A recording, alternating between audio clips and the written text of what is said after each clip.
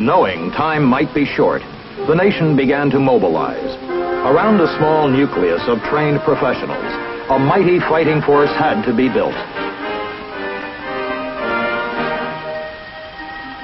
A force that would use combat skills that were new and untried in battle so far as American troops were concerned.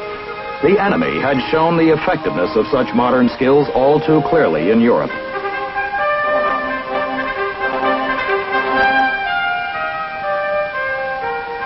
By December of 1941, all time for preparation had run out.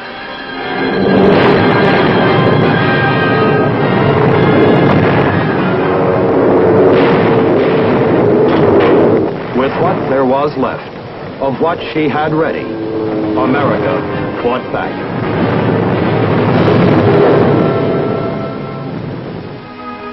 For some, whose stubborn resistance had bought priceless time for their country, the months ahead, in captivity, would sorely test their fortitude, their moral stamina, and their faith in the ultimate victory of their free nation. History would record that they had that fortitude, that stamina and faith, and that their faith was justified. History would record, too, how their comrades in arms devised and put into practice techniques of assault that had not been in the book, until the necessities of a global purpose called forth the needed answers.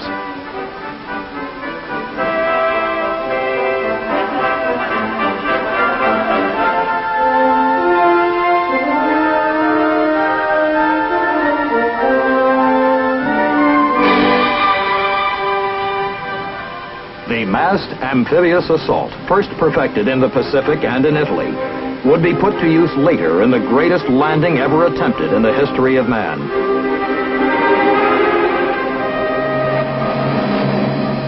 D-Day, the 6th of June, 1944.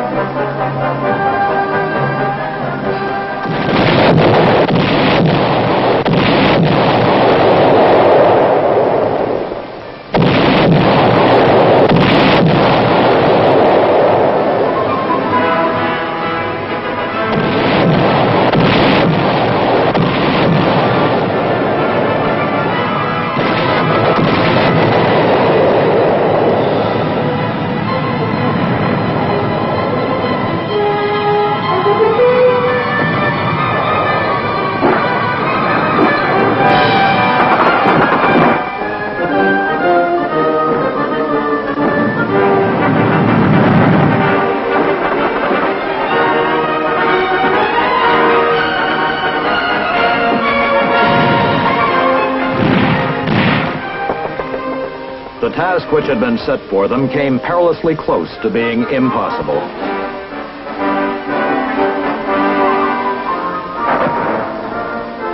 Somehow, they accomplished it.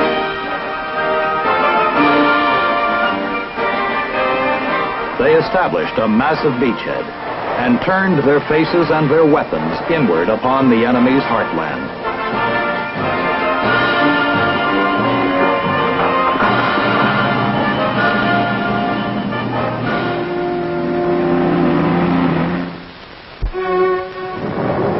Sometimes slowly, foot by foot.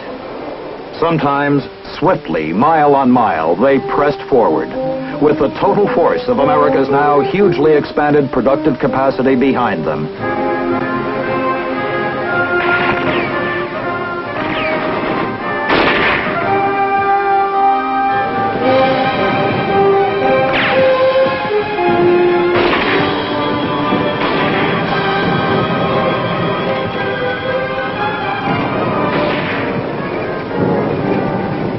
Finally, it became manifest that nothing was going to stop them.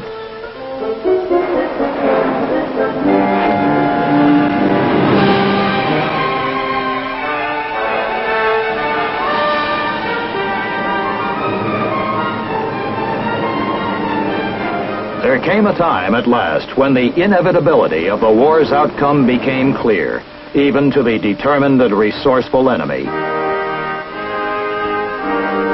America's industrial might, her capacity for production, were still growing. The enemy's was growing less with every passing day. Now the long and bitter time of fighting in Europe was over, and all attention turned to the Pacific. Intensified effort from the air reflected our wish to avoid the cruelly costly prospect of a land invasion of Japan.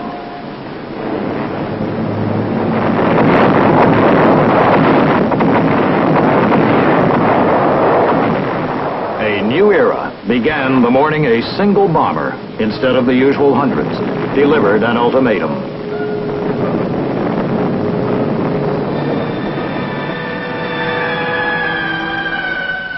On board the battleship Missouri, General Douglas MacArthur accepted the surrender. World War II was at an end.